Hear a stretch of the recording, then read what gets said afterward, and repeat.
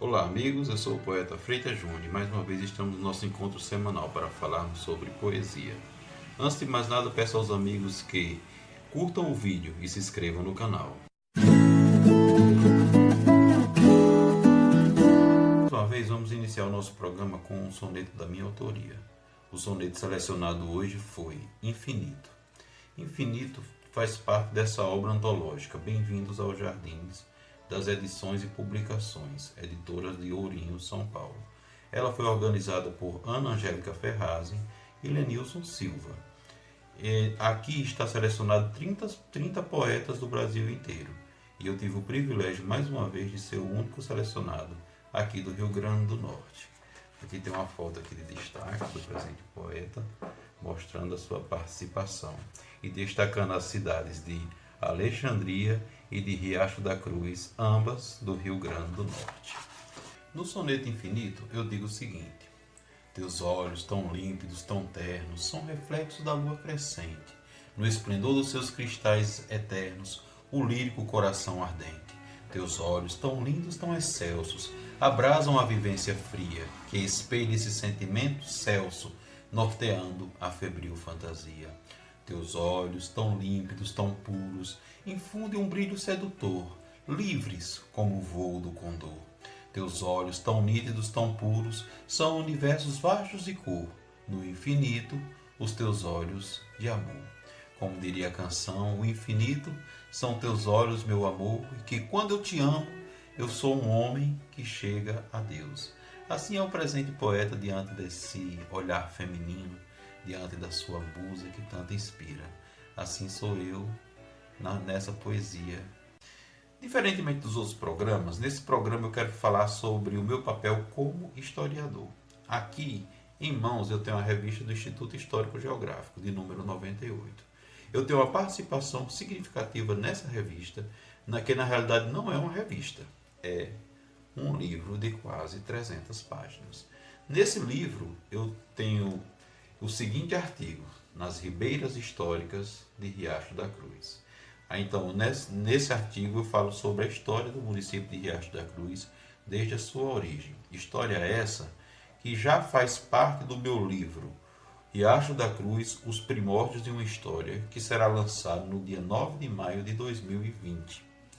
Então, antes dessa revista, e até mesmo da edição final do livro, no ano de 2016, eu tive a participação no Resenha do RN sobre o presente município. Mas antes de mostrarmos o Resenha, eu quero falar sobre a revista. A revista do Instituto Histórico Geográfico, ela foi lançada a primeira vez no ano de 1903. E de lá para cá foram lançadas 98 revistas nesse porte. E como podemos ver, as revistas elas são lançadas de 10 em 10 anos, de 5 em 5 anos. É um tempo significativo de uma para a outra, já que em 1903 foi a primeira e agora que estamos na 98. E os historiadores que fazem parte dessa revista, que os seus artigos estão aqui dentro, esses artigos são tombados no Instituto Histórico Geográfico. E, consequentemente, esses historiadores são referências para esses municípios. E eu tenho esse privilégio de escrever a história do município de Riacho da Cruz, de falar sobre essa história e de hoje ser referência relacionada à história daquele município. Nesse momento, vamos assistir a minha participação no Resenha do RN.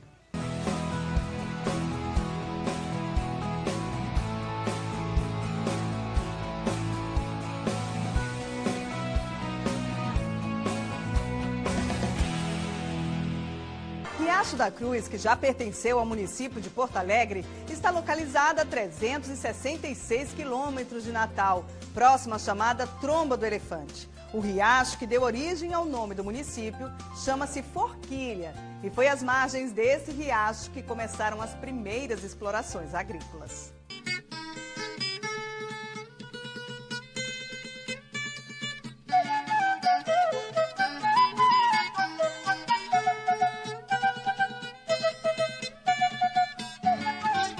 Bom dia, meu povo! Estamos aqui no Alto Oeste Potiguar, Sejam todos muito bem-vindos à cidade de Riacho da Cruz. O município limita-se com Viçosa, Porto Alegre, Tabuleiro Grande, Itaú, Apodi e também o Marizal. Olha só que cidade linda, minha gente! Nossa resenha vai rolar aqui em Riacho da Cruz hoje. E para a gente começar, vamos conhecer as origens desse lugar. Por isso eu estou aqui com o professor, historiador, professor Antônio. Tudo bem, professor? Prazer estar aqui. Que maravilha tá você ter sua presença aqui. É muito bom estar aqui, porque a gente aqui vai fazer aquilo que Érico Robesbal diz, que é o ofício do historiador. Lembrar aquilo que os outros esquecem, não é verdade? Exatamente.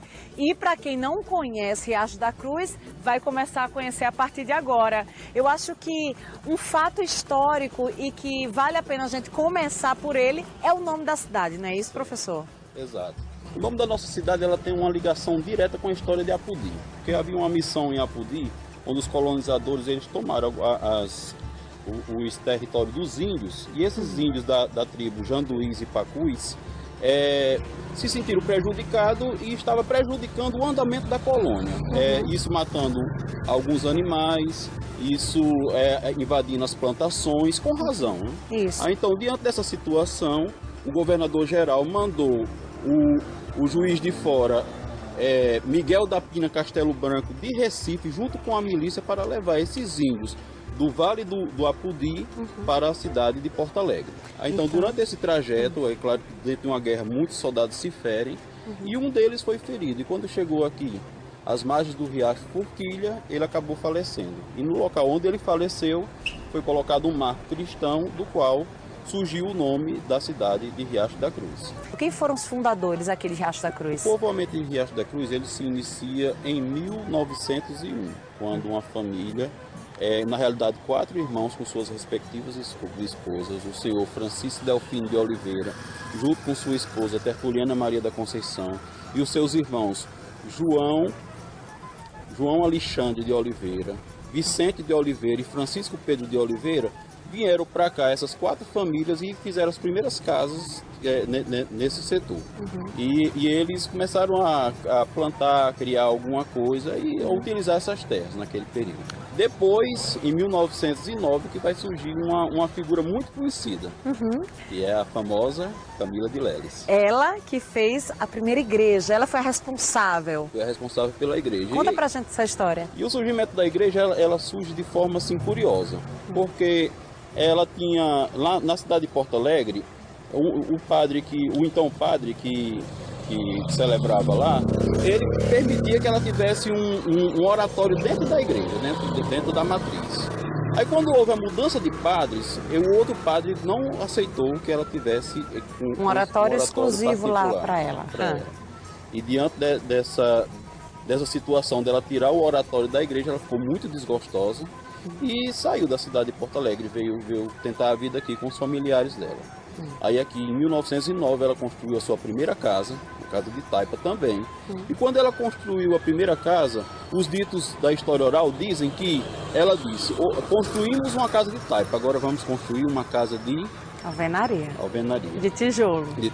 Então essa casa de tijolo, que era a grande proposta dela, na realidade era uma igreja. E a igrejinha foi construída? Foi construída em 1910, um ano depois. O crescimento de Riacho da Cruz só se deu definitivamente em 1954, por causa da construção do açude público. A água era farta e isso fez a agricultura e pecuária despontarem. Anos depois, Riacho da Cruz se tornou um novo município do nosso estado, desmembrando de Porto Alegre em 9 de maio de 1962. Em 1958, houve a primeira sangria desse açude. Os relatos da história oral, o pessoal me contaram isso. E de 1958 para 2016, apenas esse ano ele secou. Quais são os atrativos? O que é que você destaca aqui de Riacho da Cruz para as pessoas que por acaso não conhecem? Se você estiver passando aqui pela estrada ou quiser dar uma paradinha, entre, porque a cidade é linda, gente, eu garanto. Primeiro, a beleza do local. Segundo lugar, quando Deus nos dá chuva, esse açude ele é um atrativo para que as pessoas, o pessoal de muitas cidades vem tomar banho. Temos o 9 de maio, que é a festa da emancipação política. Temos também o São Pedro, que aqui é tradicional, enquanto Porto Alegre tem o São João, aqui temos o São Pedro, que é uma tradição de muitas e muitas décadas. Que maravilha! E vamos resenhar hoje aqui. Muito obrigada, professor. Tá, obrigado, o prazer foi todo meu. Espero que os amigos realmente tenham gostado da minha participação como historiador, não apenas na revista do Instituto Histórico Geográfico, como também no programa Resenhas do RM, que fora transmitido pela InterTV Cabugi, a afiliada da Rede Globo no Rio Grande do Norte. Obrigado pela atenção de todos e que fiquem com Deus.